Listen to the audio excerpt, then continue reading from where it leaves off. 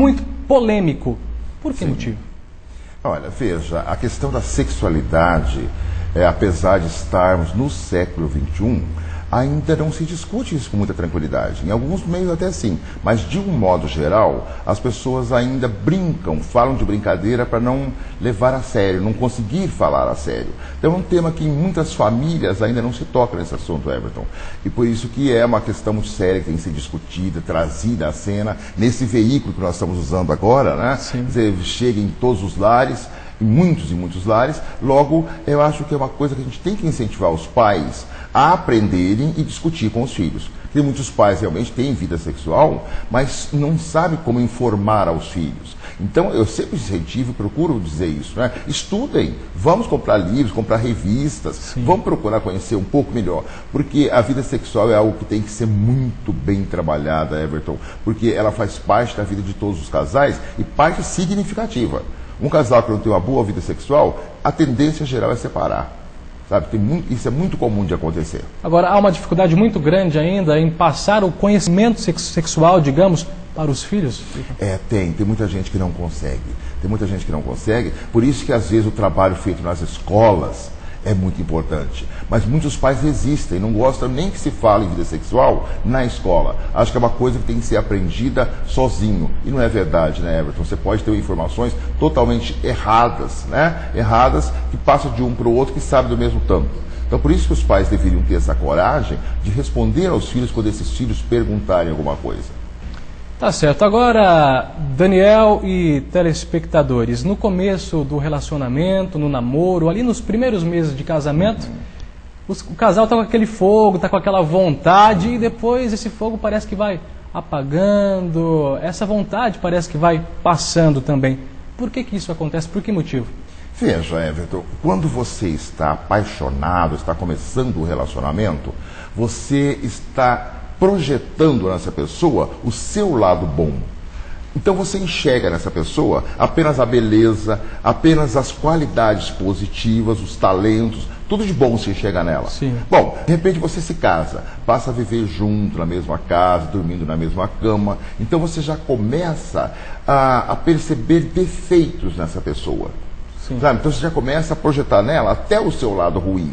Você começa a enxergar nela até os seus próprios defeitos. Defeitos que antes você nem fazia ideia. Não, você não fazia nem ideia. Você só via o lado bonito. Então você começa a projetar, começa a ver os defeitos, etc. Aos poucos, esse fogo vai diminuindo, né? O casal precisa estar sempre num diálogo, né? Para poder tentar entender melhor isso. Mas veja, o dia a dia é diferente de você. Quando está namorando, você vai encontrar sua namorada, você se produz, vai bonitão lá, ela se produz para te receber. E o dia a dia depois? Você acorda de manhã com a cara dormida. Como é que fica? Então precisa, essa paixão toda precisa ser mexida, né? Precisa ser renovada. Na verdade, essa paixão inicial, doutor Daniel, é uma paixão meio, não enganosa, mas é uma imagem meio fantasiosa, porque a pessoa não é daquele jeito que ela se apresenta para você de início. Exatamente, exatamente, Everton.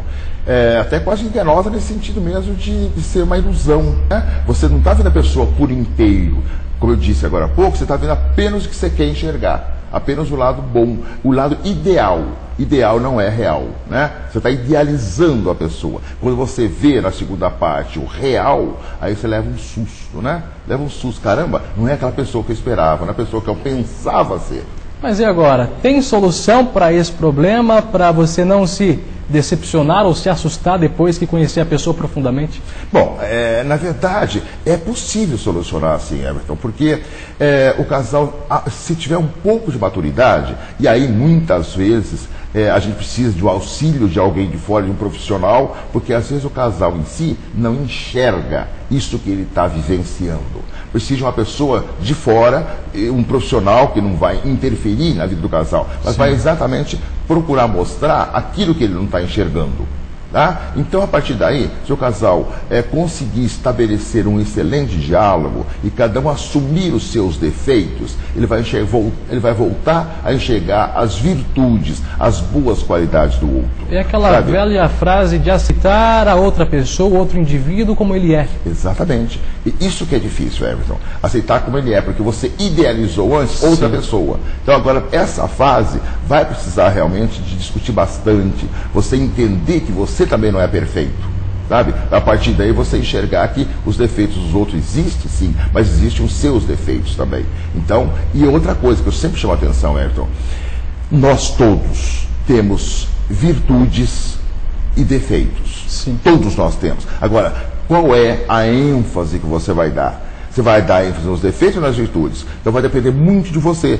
E as pessoas têm qualidades positivas, então eu posso me apegar um pouco mais a essas qualidades. A partir daí, eu vou ver o outro com bons olhos. Volta aquele fogo a se acender, sempre que eu procurar manter uma coisa acesa, Everton, e é a admiração. Quando você para de admirar a sua parceira, o teu fogo, o teu tesão por ela diminui também. Tá? Enquanto ela parar de admirar você, a paixão, tudo isso vai diminuir. Então, e para que você mantenha essa admiração, uma das sugestões que eu sempre dou, Everton, é não deixar cair naquela rotina morna, coisa sem graça, do dia a dia, etc. Tá? Então, procurar realmente tentar mostrar novidades um para o outro.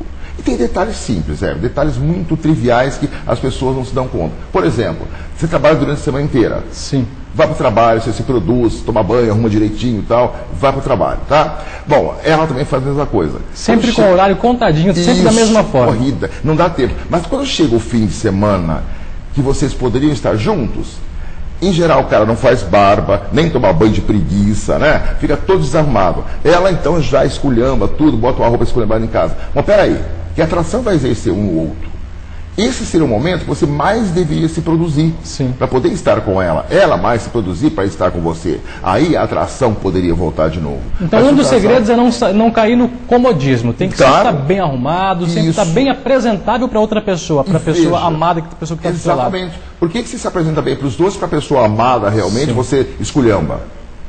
Claro que um dia ou outro você sai, você vai fazer um piquenique, vai sair, sabe, vai se sujar, coisa que o valha. Mas, de um modo geral, se preparar para continuar tendo admiração do outro, isso é fundamental.